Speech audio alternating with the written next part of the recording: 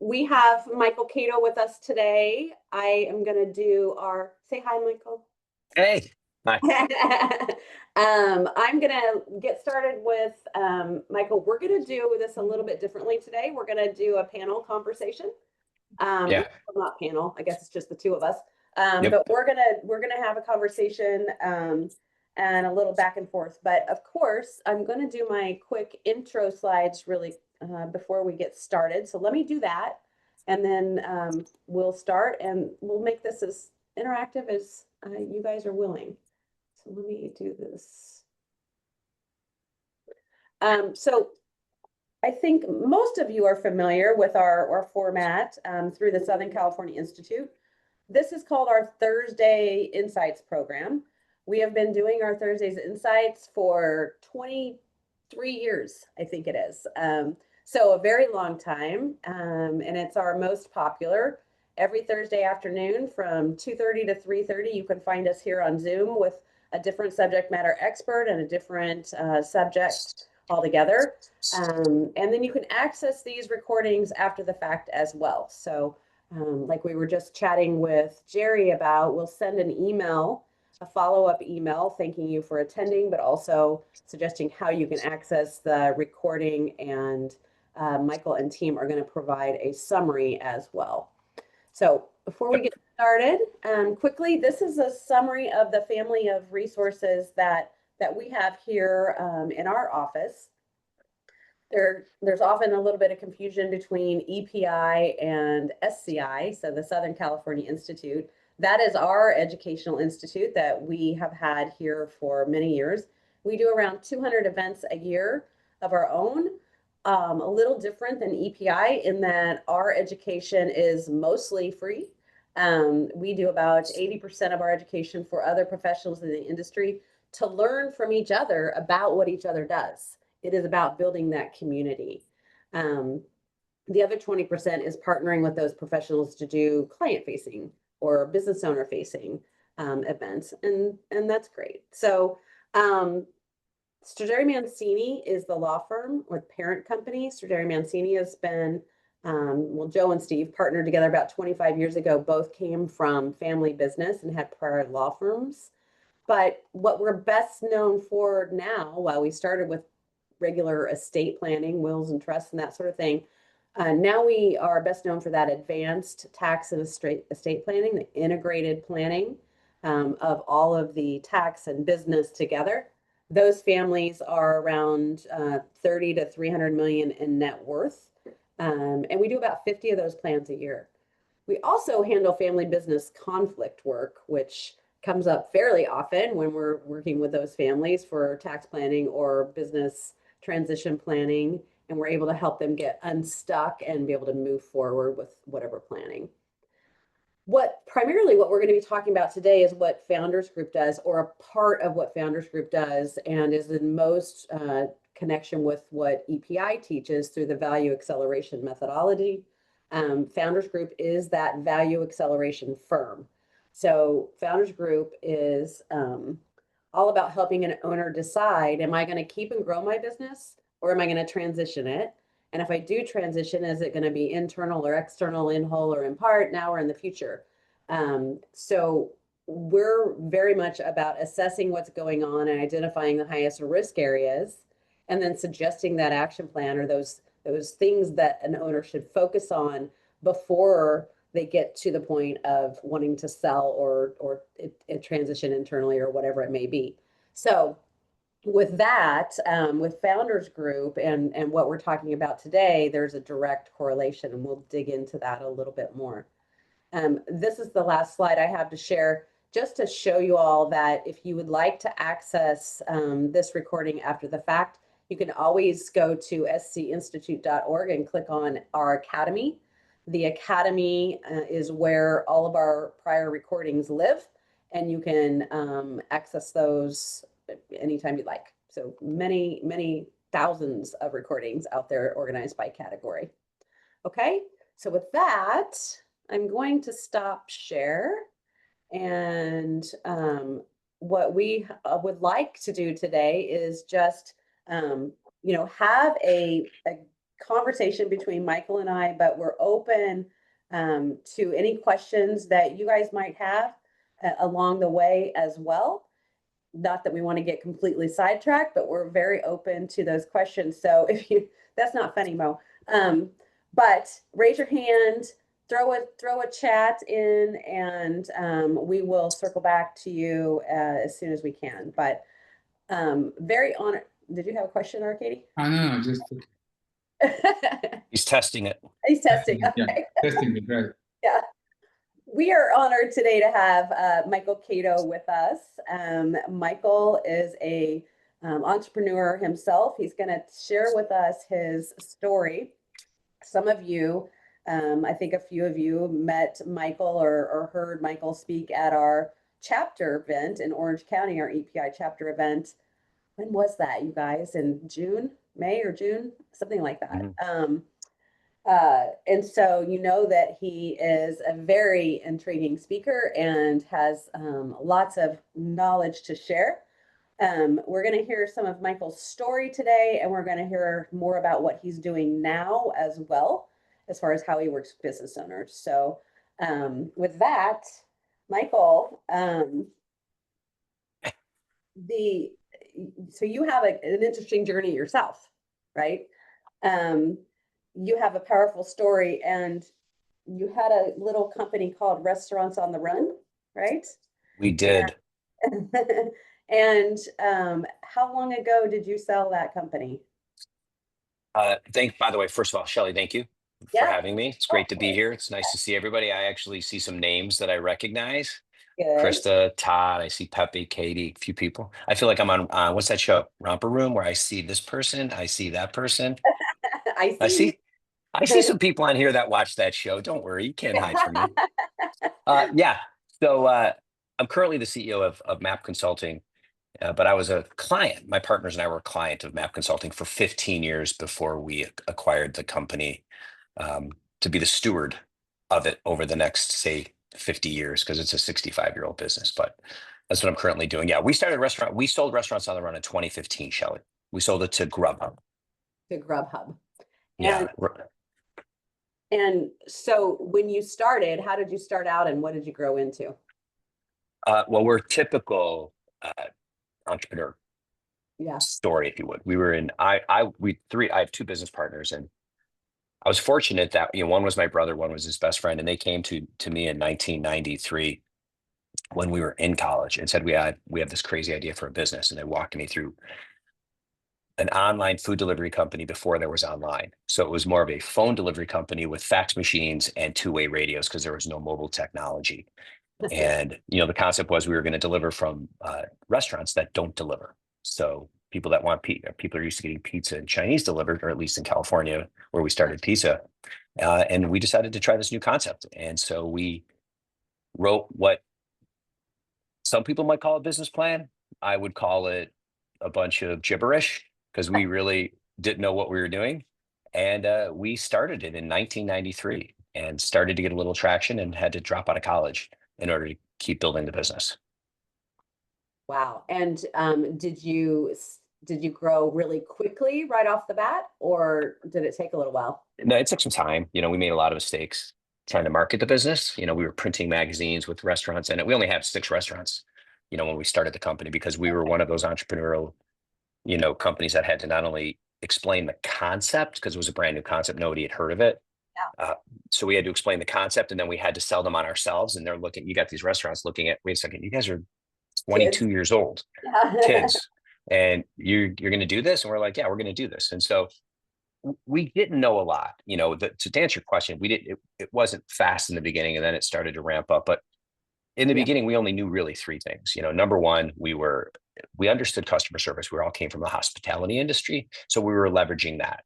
And I think a lot of times entrepreneurs and our clients will start in it. They'll start someplace where they know a little bit. So we were in hospitality, so we approached this business from the hospitality perspective.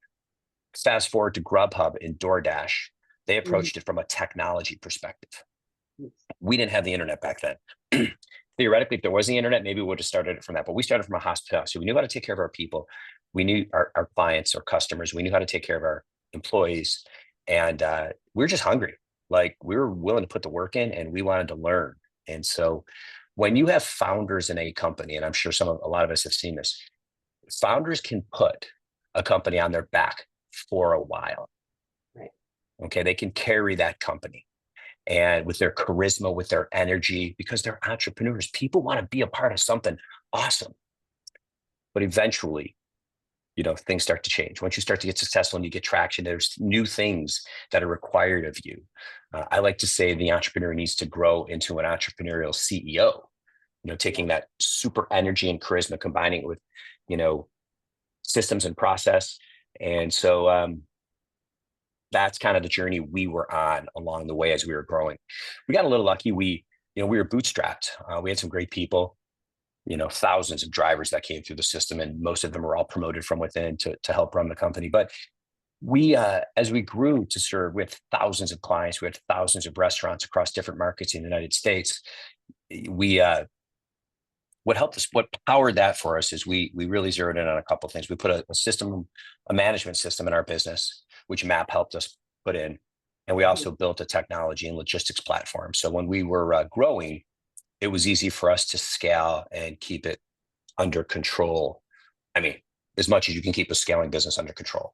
Yeah. And so we did that. And then in 2015, we were, I'll talk a little bit more about this later, but we acquired 10 companies along the way. That's why that management system and the technology system allowed us to do that. But we bought 10 companies along the way. And I'm not going to sit here and say we bought 10 companies that were like capability acquisitions. No, we bought 10 companies that did exactly what we did in different markets and integrated them.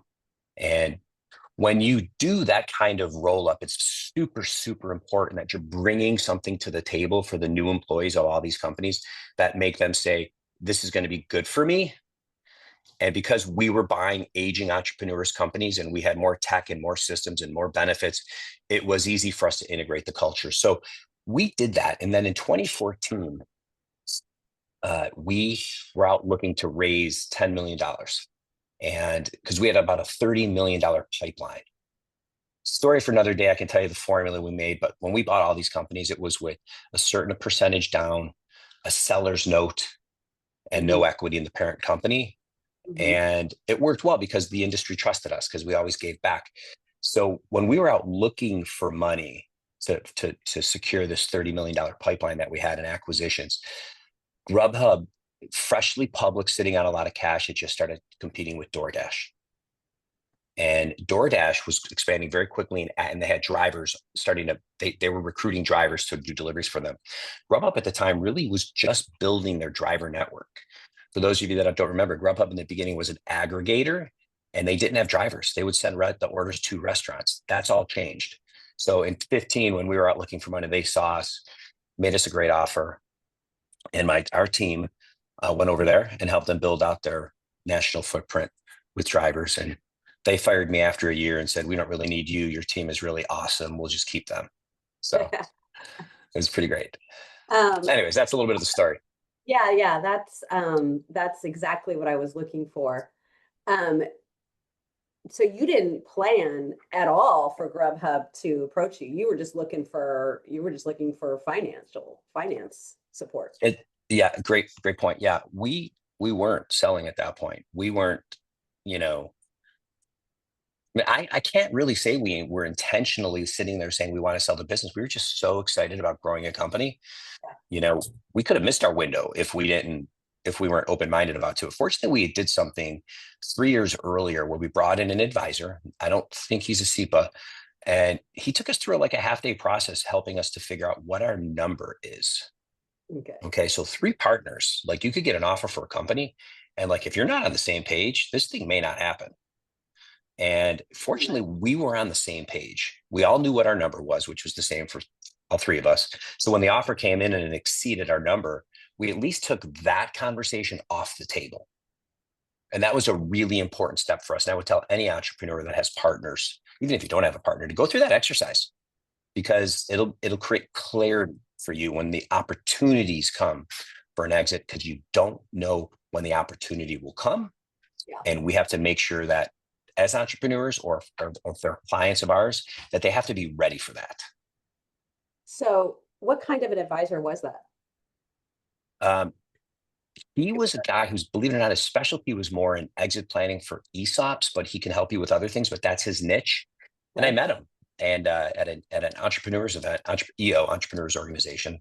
I Uh-huh. I recommend to all entrepreneurs to join EO or YPO or Vistage to really get around the community, the Yeah. people that are trying to do what you're trying to do.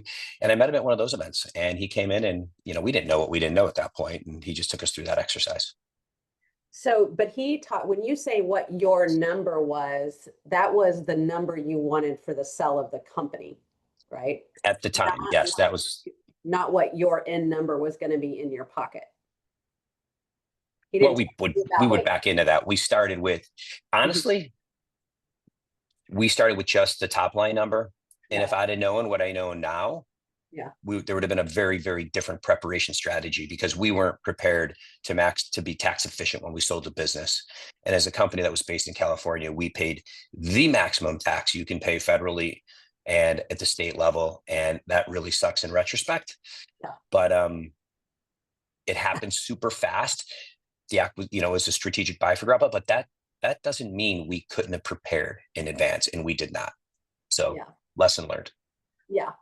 And that's, a lot of the folks on this call help advisors with that or help clients with that, right? Of the idea of the tax planning. And it's a big part of the conversation these days, but I can see that in 2015, it wasn't as big of a conversation. They didn't have all these different pieces that Yeah. we're trained on today, like you and I were talking before this call, and the Yeah. SEPA community and the idea that all of these disciplines can come together and learn the same model, right? The same set of conversations, so that kind of whoever you're talking to can have a conversation with a business owner and say, these are the things you need to be thinking about across the board. Let me introduce you Mhm. to the right people. So anyway, Every discipline, as you focus on each one, they reinforce each other. And yeah, just like in a company, yeah, the focus areas or initiatives you have in a business, they're best if they reinforce each other. And that's what,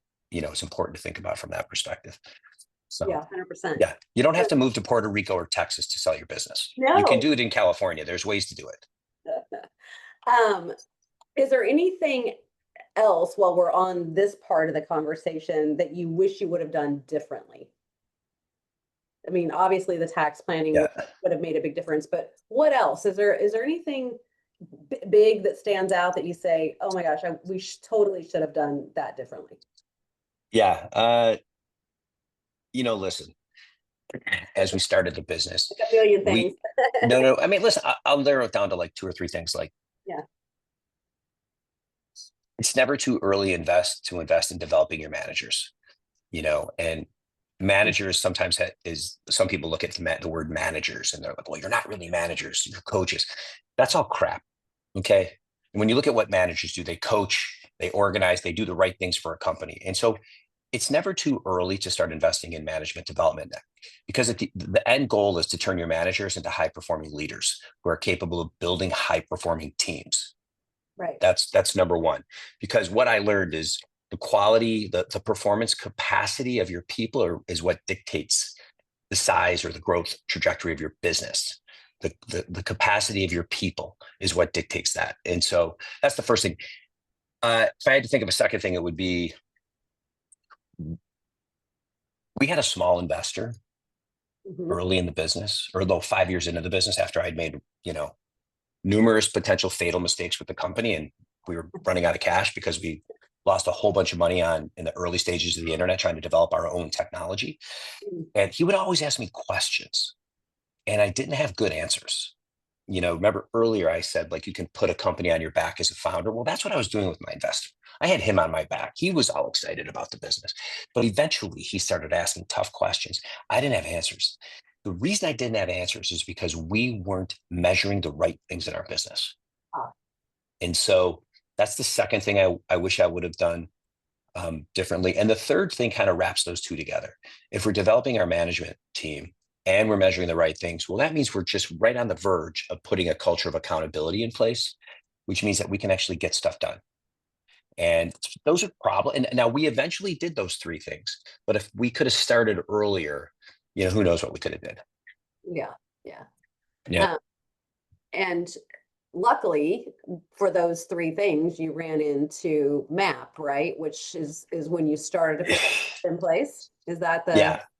kind of Yeah. That was what sort of turned that corner on those things? yeah. As I said earlier, we grew through acquisition. So that was our distribution model to new markets. So the biggest factor for us was, when I was challenged with my investor, because I couldn't answer his questions, and I went to my peer group, my CEO peer group, and one of them sent me to this MAP workshop that we still do in Newport Beach. We've trained 30 people a month, CEOs and executives, on how to be high performing leaders, but it's really all about them and their business. And so I went to this workshop and I really started to understand what it meant to be a CEO. And so we brought in a coach from MAP that worked with us for 15 years and helped us really develop our people, uh, which was sending them all to this workshop, and then also implementing, the right metrics, or as we call, vital factors in a business, and then really a cadence of performance management. And so that was the treat. And the reason that was key was because it really aligned our company around the right things. And there's some more things we can talk about later, but which I know we will in some of the later questions. But it was really the backbone of how we scaled the business. Because there's absolutely no way we could have bought 10 companies if we were just running loosey-goosey.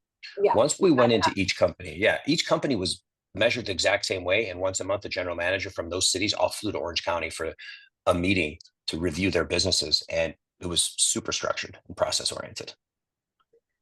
Do you think that there's a lot of, I'm going to ask you a different question. There's so many offerings similar to what MAP has. There's EOS, there's all these things now that I don't think existed then, or maybe they did and they just weren't as popular or didn't know about them. Do you think it matters which one a company uses, or is it just use something? I like to say it's important to have a system in your business. So I will state that and say that's at the basic level, you need to have that. But then there's a couple of other things you need to look for. A system is only as good as the people running the system. So if you put a system in your business and you don't train your managers to be high performing leaders and train them to build high performing teams, they're not going to be successful in a system because they haven't been trained. So when you combine, developing people with a system for the business, and when I say a system for the business, I'm not a fan of having a coach come into my business every 90 days. I got to be honest with you. If I had my coach come in every 90 days, I'd have the business going in all kinds of different directions within the first 45 days. All over the place, yeah. Things change fast. Yeah. And so I strongly urge any company that's going to put a system in their business to have the coach in there once a month to review goals, to review progress against the plan. Initiatives don't need to be reset all the time. That's ridiculous. You build a plan and then you keep that plan moving by having a monthly review with your team and your coach. So to me, one is, are you developing your people? Two, is your cadence monthly? And three, you got to really interview your coach. What kind of experience do they have? Were they a CEO? Did they exit their company? Are they doing this for money, or are they doing this because, this is what they do now? And those are the type of questions I'd be looking for anybody that's going to really listen. When you're smaller, you can use whatever you want. But as you start to scale, you got to think about those three things I just mentioned, because there's no way you're going from 5 million to 100 million without what I just mentioned. 100%. 100%. So let's talk about this. So you've worked with a lot of CEOs since you exited, and probably even then. But when you say there are 5 things every CEO must know, own, what do you mean by that? Like, what are the things that a CEO must own? I love this question. It's probably one of my favorite things to talk about, because I think there's so much of this rhetoric that says you have to work on your business, not in your business. It's all crap. Excuse my language. You have to have the right mix of both of them. You have to inspect what you expect. So I'm going to give you the 5 things that I've learned over the last 25, 30 years of working with entrepreneurs. One is CEO's own strategy, period. You can tell yourself all you want that you're going to get a room and build consensus. At the end of the day, strategy is owned by the CEO, and companies can only have one strategy. I hear that word used all the time. Well, we have 3 strategies this year. No, you don't. A company can only, unless you're Procter and Gamble with 15 different divisions that have 15 different strategies. Okay, most companies have one strategy, because the strategy is defined as who's your customer, what's the value you're going to deliver, and what are the capabilities you need to make sure that you can deliver that unique value to that customer. What if you had different lines of business in that one company? Listen, if you're a large enough company, you have 2 different lines with 2 different sets of customers. Okay. You possibly could. I don't see that as much unless it's a very large conglomerate. Normally, even with 2 different lines of business, they're gonna link together. So MAP, for example, we have leadership development, creating high performance leaders that can create high performance teams. And then we have an accountability system. Okay. Well, those link together. So our strategy is still the same, but there's 2 lines that we operate within. So that's the first thing. Okay. So that's strategy. The second thing is I like to call ecosystem. That means as a CEO, your role is to spend time outside the business. That could mean clients. That's the easy answer. Okay. But it also means what's happening in the strategic piece segment of your business. What's happening in private equity? What's happening with the bankers? What's happening with possible funding sources or exits? You've got to stay active in that space, because that's how your brand gets discovered and known. I'll give you an example of what I didn't do. When I was selling when we were growing that, my job as a CEO was to be in the ecosystem. I was not in the ecosystem for the exit. I was in the ecosystem to buy companies. That's why we were really good at buying companies. I was not in the ecosystem beyond that. So when we were raising money, nobody knew who we were. And we were probably the most profitable company in the space. Grubhub didn't even know who we were. That's my fault. We didn't have a PR strategy. I wasn't out there enough. And, I learned my lesson. And so I'm trying to be more active in that space. Right. So that's the second thing. Okay.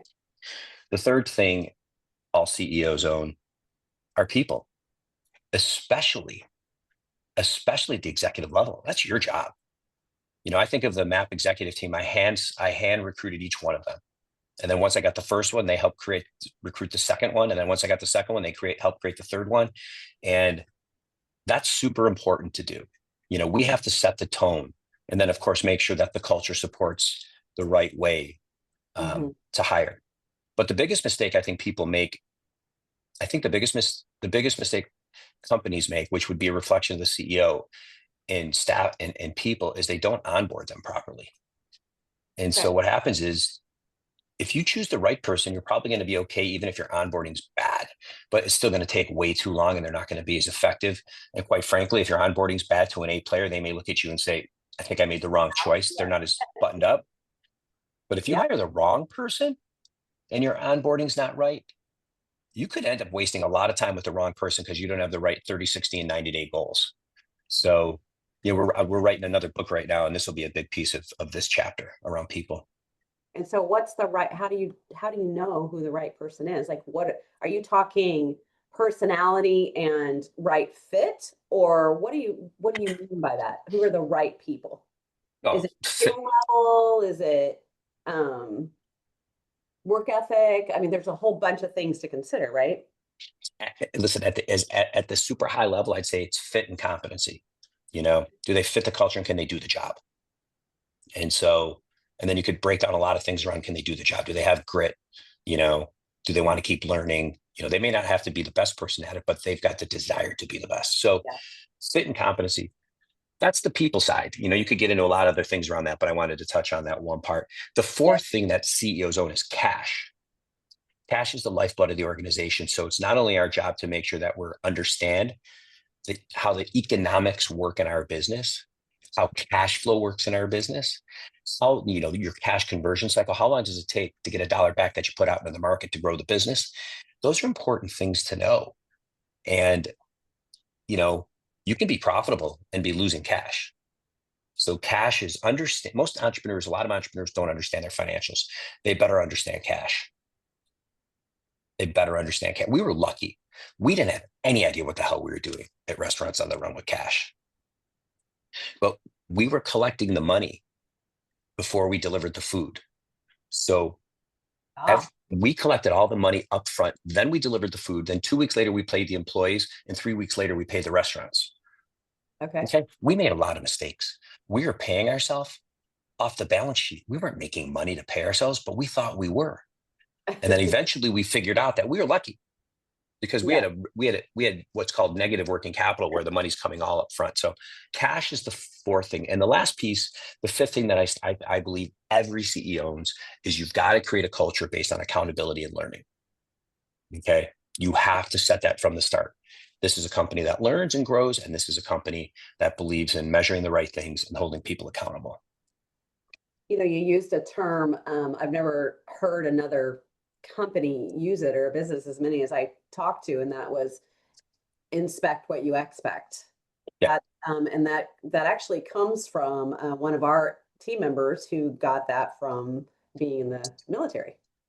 And we have adopted that methodology and thought process within our processes and stuff in our companies as well. Because if you don't know what you're inspecting, you don't know what to expect, right? And vice versa. And so I love that. I love that term. This is where I get aggravated because it's like, this is the main point about people saying work on your business, not in your business. And that's a disservice. I know it's a broad statement, but if you do these, like if you put accountability in place in your business, you're measuring the right things, you have a clear strategy and you're hiring the right people, you have reasons and the ability to go in your organization and inspect what you expect, but you're not micromanaging because you've built, when you build an accountability culture, you're empowering people to be better. So you're not micromanaging, you're supporting, you're looking at things.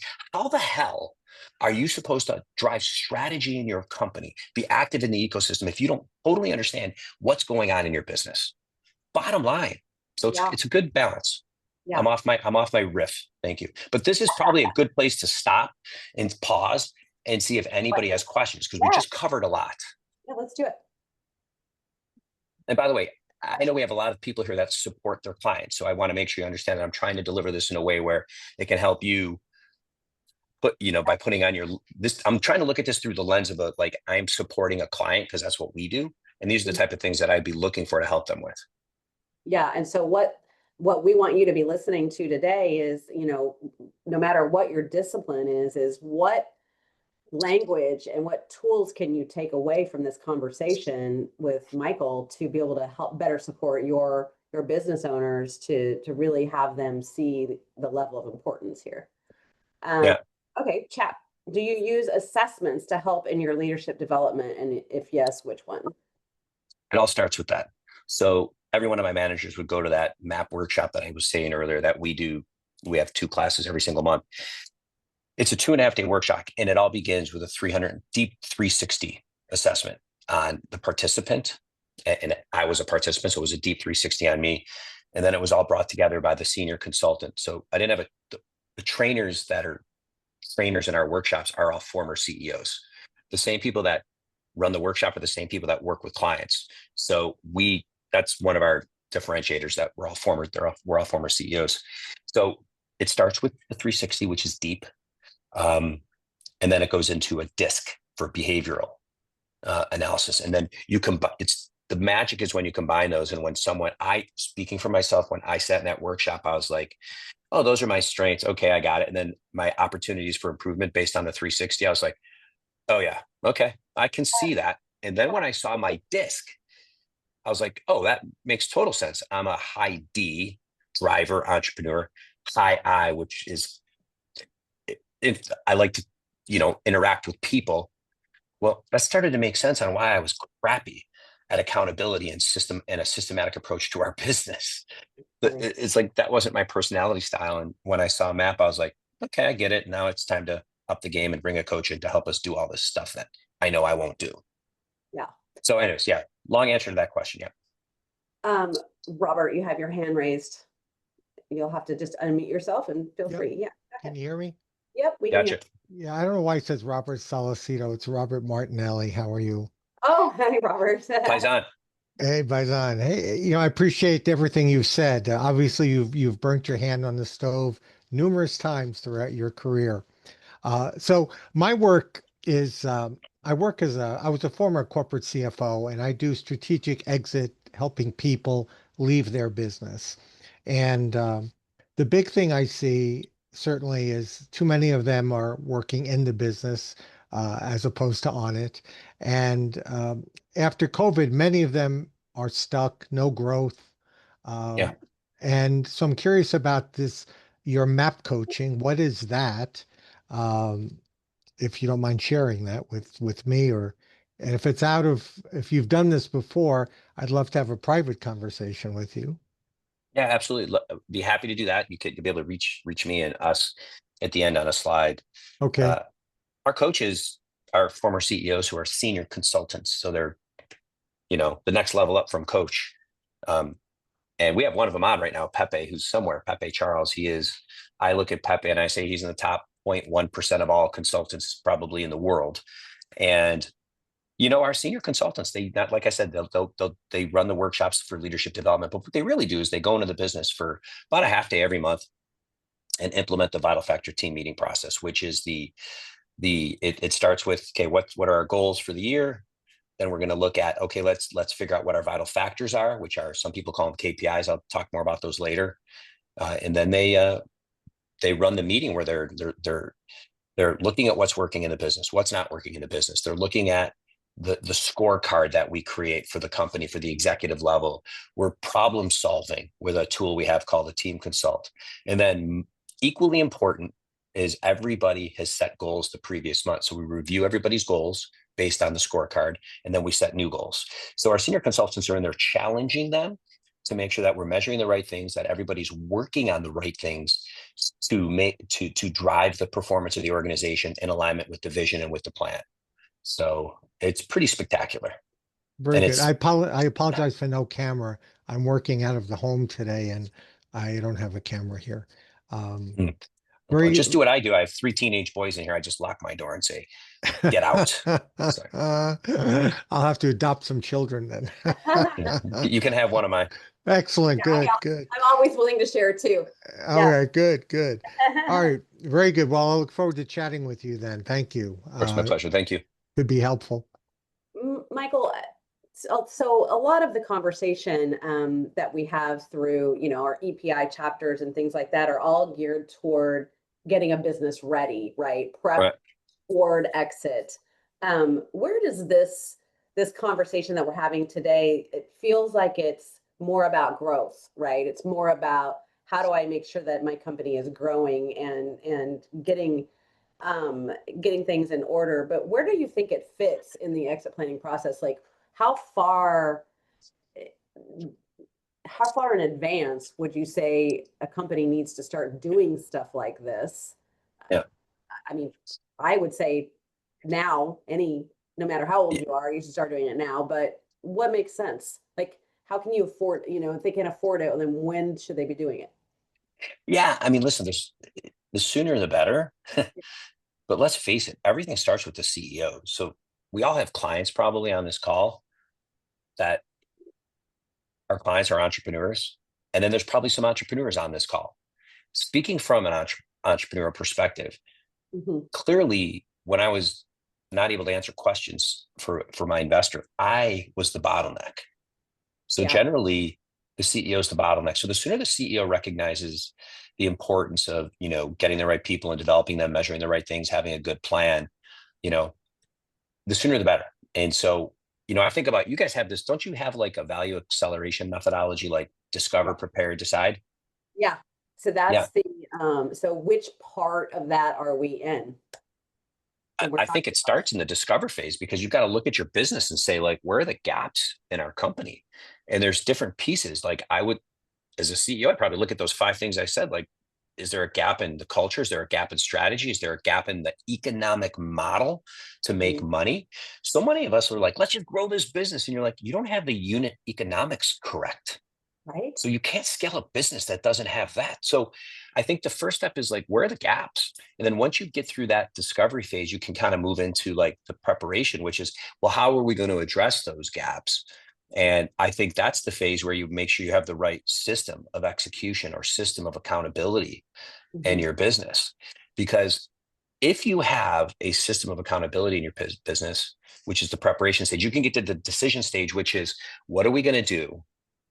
But you've already answered the how we're going to do it. Because if you have an accountability system that really is another in disguise, an execution system, any choices you make in that decisions phase, you can now do, because you can delegate it properly to the right people, hold them accountable to making and supply them the resources they need to get the job done.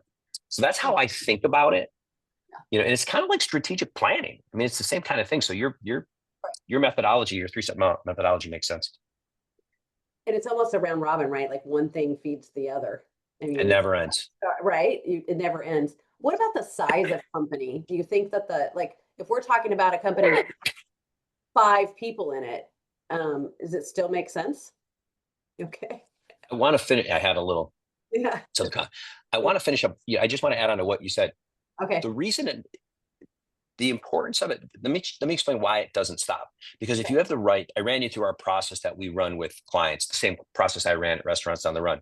The first step in that monthly meeting that we have is evaluating what's working and what's not working. In other words, what are our successes and what are our vital issues? And those vital issues are critical because those are the things holding us back. And those don't come off the list until we fix them. And so that's why this is a process that happens every single month.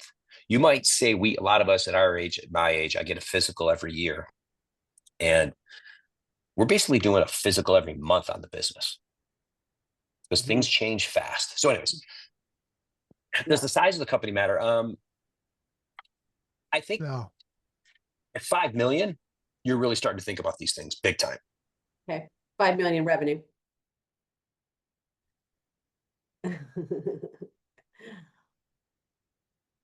Take time. No rush. So I think what I'm hearing is it's not necessarily about level of revenue, or number of employees, but level of revenue to ensure that you're not only maintaining that revenue, but having it continue to grow. And you can't continue to grow without these steps in place. Yeah. And generally, it's not as much about revenue as much about, I actually think it's more about people, because people cause complexity in businesses. Yeah. And so once you start getting to 20 to 25 people, you have an executive team of 4, 6, or 7 people. Yeah. Things can go sideways super fast if you don't have the right, if you don't have good clarity, you don't have a good cadence of performance management, and you don't have accountability. Yeah. Yeah. So does anybody have any questions about that subject matter? Are we good there? Okay. Well, let's talk about strategy for a minute. Because you made a pretty strong point earlier when we were talking about you should only have one strategy. Even if you have multiple lines of business, there is really only one strategy. So, but what do you see as the biggest mistake that leaders make when it comes to turning vision into results, right? Because your strategy is your vision, but how do you turn that into results? And how do you make that happen? I'll keep it simple. Vision without execution is hallucination. How do you say the word? Hallucination. Hallucination. Yeah. And so what I mean is the biggest gap, like if you surveyed 100 CEOs, probably 85 of them would say we've got the right strategy, but we're not able to execute it. And that, I don't know, you tell me that's what I see, if they have a strategy. Sometimes they don't. But generally the gap between where we're at and what the vision of the CEO or the founder or the company is, the gap is usually execution, which means they're not measuring the right things. They don't have goals for the company. They don't have goals for individuals. And they don't, most importantly, I'm not going to say most importantly, but I did, but most importantly, you better have a cadence to review. It's kind of like when you're trying to, lower your body fat. Like you have to do the work. And then every 2 weeks or a month, you have to measure to see if you're making progress. It's the same thing in your business. You have to take that time every month to make sure that we're making progress as a company, as the teams in the company, and as the individuals in the company. So that's the biggest gap. we have a chart that we created in Founders Group to talk with owners about the idea of what are the stages of business that we go through, right? And a stage one business, and looking at the three primary functions: vision and drive in the company, attracting and engaging clients, and third, who's doing the admin and the paperwork stuff. If that owner is in all three of those categories, primarily doing that with support of a team or leadership, they're a stage one business, right? They're not attractive to anybody. But as they move through those stages and they start to have a leadership team take over and get involved in those different functions in the business, and now they just have a leadership team that's supported by an owner, right? And eventually the owner's name is no longer listed there at all. Now you get to a stage 5 business and you're much more attractive. How do you have a leadership team get to take over from the owner? What are the steps that need to happen to have a leadership team do that? And how do you get the owner to give up that control? Well, starts with the owner. The owner's got to realize that if he's got the big, listen, as a startup company, you've got the S on your shirt. Like, I'm Superman, I do everything, and I can do everything better than anybody. Yeah. But once they move past that phase and they talk to their spouse and their kids or whatever they're doing, and they're like, okay, I can't do all this. I can't stay healthy, be a great husband or father, or wife or spouse, and actually run a great business. You can't do it all. So you got to that's where you got to make that realization and say, okay, we're going to make some changes. So it starts there. There's 6 things every CEO or every company needs to get right in a business in order to successfully do what you just said, which is be able to build a company that is sustainable without the CEO if there's a transaction of some type, whether that's internal transaction, handing it off to the second gen, or selling it outright. Number one, they got to get leadership right. So everybody on the team needs to understand what leadership means, including coaching. And as the CEO, you set the vision. The second thing they have to get right is communication. The CEO needs to be able to communicate to all the constituents, but individual managers in the business need to understand how to communicate with clarity to their people, because otherwise nothing gets done properly. Okay. The third thing they need to understand that we have to get right is we call it staffing. Are you hiring the right people? Do you have a process for that? And do you onboard them the right way? But then equally important, do you have a way to retain them? Like, you got to remember, our best people, A players, want to work with A players. Okay. Mm-hmm. And let me tell you, it's real obvious when they're getting a little bit ticked off that there's people that are peers to them that are not doing the job. So that's the third thing. The fourth thing they have to get right is planning. So let's just say, as the CEO, you've got a vision, you're communicating that vision, you've hired the right people, and now you have to have a plan for that business. And that includes the strategy. Mm-hmm. And all your people need to understand how to do that, how to integrate their department plans into the overall plan. The fifth thing that leaders in organizations, starting with the CEO, need to get right is organizing, which means, are you properly structured to grow the business? Does everybody know what they're being measured on? Does everybody know what success looks like? Do you have any holes in your organizational chart that you need to fill? Are you managing your vendors properly? All of that ties together for organizing. And the last thing we have to get right is we call controls or controlling, which is the performance management system of making sure that you're measuring the right things and you're reviewing them every single month to ensure execution.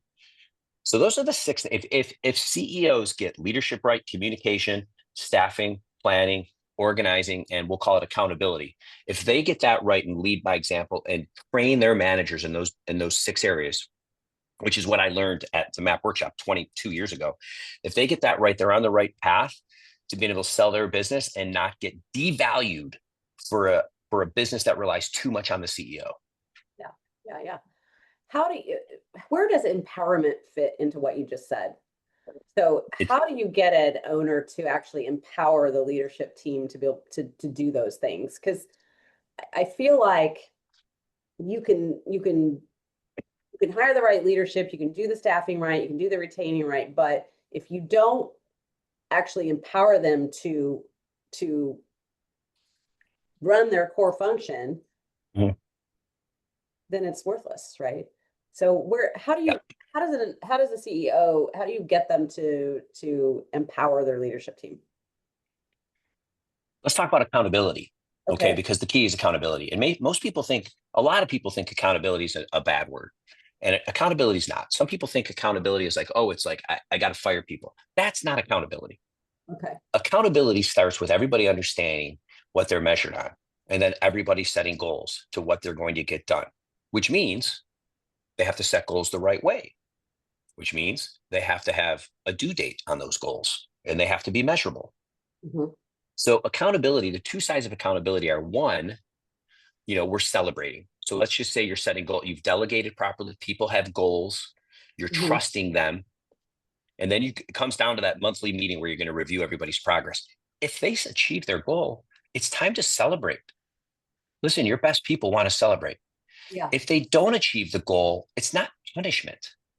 If they don't achieve the goal, the question is, what's your corrective action? And if they say, I'm not sure, then you use the power of the room with that team consult problem solving process I told you about, that you help them. Yeah. But that's what it's about. Now, of course, there's going to be people that can significantly don't achieve goals, and they may have to leave or get placed in a different position. But accountability is about celebration and corrective action.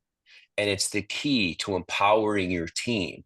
Because if a CEO or a leader in a company can delegate properly based on the right things, they can take a step back. Now, yes, they have to mentally say, I'm not going to micromanage. I'm going to let them fail if they have to. But Right. that's where it all begins, Shelley. Okay. Okay. I got it. You're convinced? I'm convinced. So talk about the vital factors for a minute. Yeah. How do we help leaders cut through and, raise the focus on the vital few metrics? What are those vital metrics that actually drive performance? Um, has everybody ever heard? You've ever heard of the Pareto principle? Yeah. That's where 80% of the results come from 20% of the activities. Yep. The same is true in business. 80% of the results are from 20% of the activities, which means a lot of companies will have a scorecard, okay, or a dashboard of, we'll call them KPIs. Yeah. Yeah. And let me tell you, I've never met a CEO that can't find 50 things to look at all the time. Well, Sure. the problem with that is, like, it's information overload, and it's going to be very difficult to make really key decisions because you're looking at too many things and they may not be correlated. Yeah. So what our senior consultants like Pepe do is they help a CEO and the executive team discover what their vital few are. What are the 10, 12, sometimes less, sometimes 13 or 14. What are those KPIs, which we call vital factors, because they're the most vital factors in your business? Yep. What are the 10, 12, that we need to be looking at every single month to make sure that the business is moving forward? Because if you're looking at the right numbers, which would be a mix of leading indicators and lagging indicators, you're going to discover what's holding your business back and what's propelling it forward. So when we talk about a scorecard and vital factors, that's exactly what we mean. And just because as the CEO, you're like, well, what about these 30? Guess what? Those 30s are probably owned within departments. And those other 30 are somebody's vital few, because you cascade this through the company. So if you want to go deeper, you can easily do that. Okay. Okay. Yep. Got it. So it's not that there's not vital factors that apply to every business necessarily. There's going to be a few, of course: revenue, profit, cash flow. Those are, maybe your net promoter score. There's obviously 4 or 5 that most businesses look at. Yeah. Employee satisfaction might be one, or employee net promoter, but those could all be in the mix for a lot of different industries. Sure. Okay. Yep. But that's what the coaching does, is help you zero in on what, not only those top ones that everybody is probably already looking at, but what are the others? What are the next 5 or whatever that really affect your business, your industry, and they're vital for you, right? 100%. And you know what else? You put them on a dashboard All right. And then you make sure there's an owner next to it with what the targets are for the year.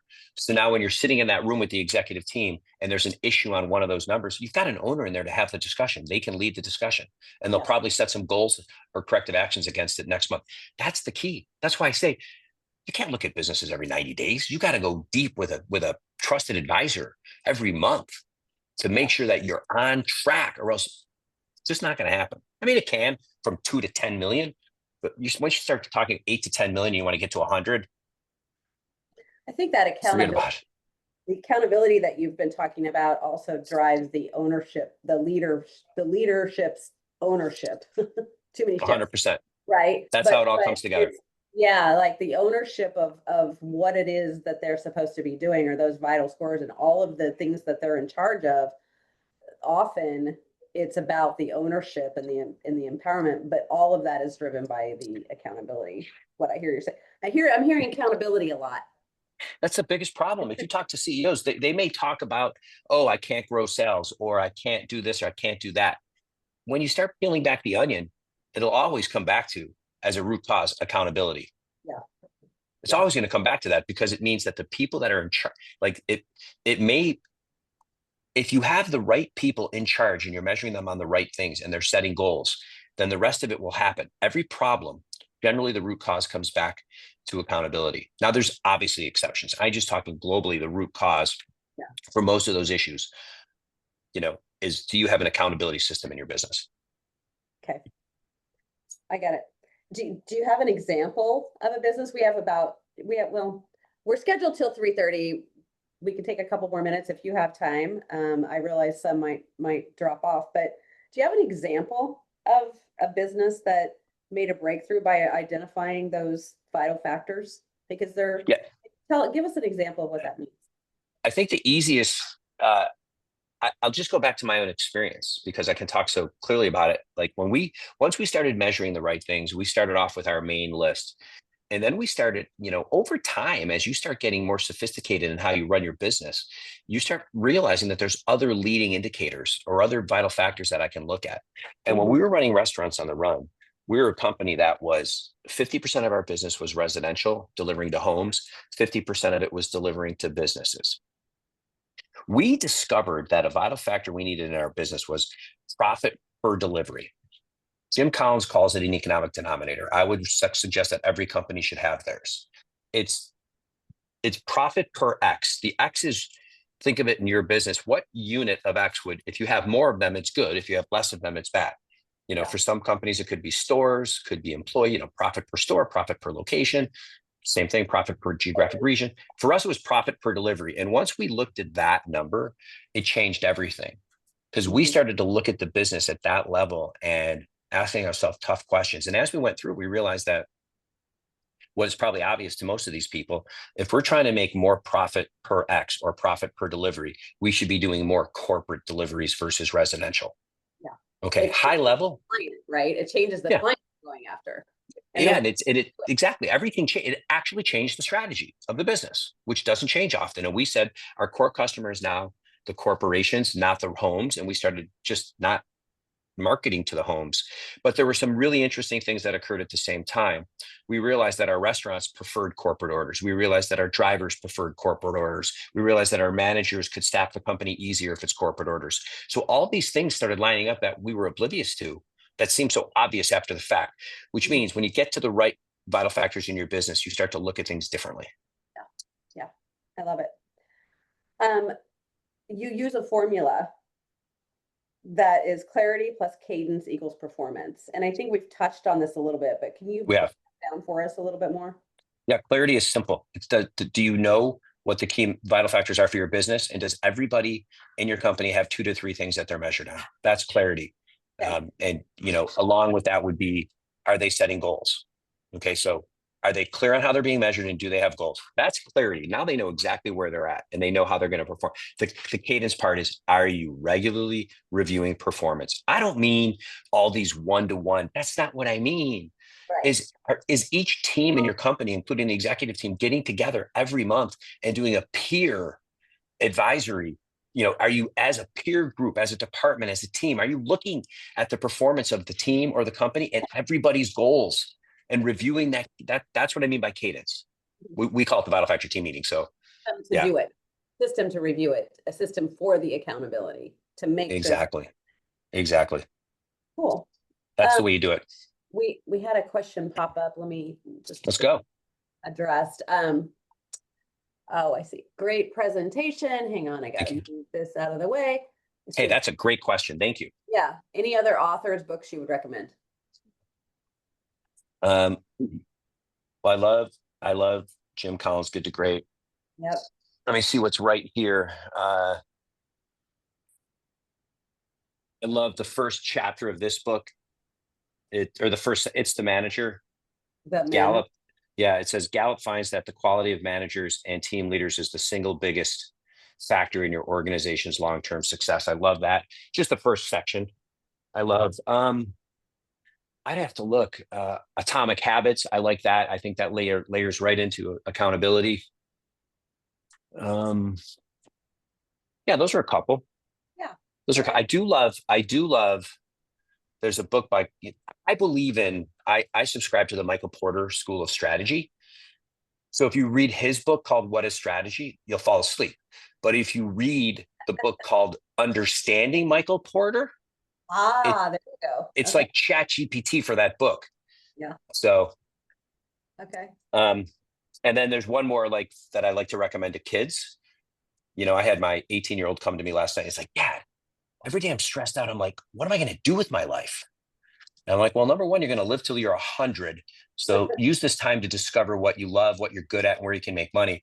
But there's a great book by Clayton Christensen that Pepe and I both recommend. It's called How Will You Measure Your Life? And it's a great book to help kids cut through the clutter of the pressure that they think they're under to be working on Wall Street by the time they're 23. And it gives them a different perspective to look at their life. Oh, that's awesome. Okay. Anyways, sorry. No, that's great. That's great. If a CEO is listening, either today or after the fact, do you have, what does this say? It feels like they're strong in one or two of these 5 areas, but struggle in the others. Where should they start? Is the question. Where I'm going to start? I'm going to keep it totally in alignment with what we're talking about so that I don't confuse anyone. Well, I'm not saying people get confused. I'm not that smart. But the first thing I do is I start with my strategy. What's the strategy of the business, which the CEO owns? You can get feedback, but a lot of times strategy is it's those shower moments or it's your gut. And because sometimes that's what's missing. Yeah, a lot of times it is missing. There's just not your company doesn't know, it's got to be super clear. Who's our customer? What's the value? Where are we going to be good?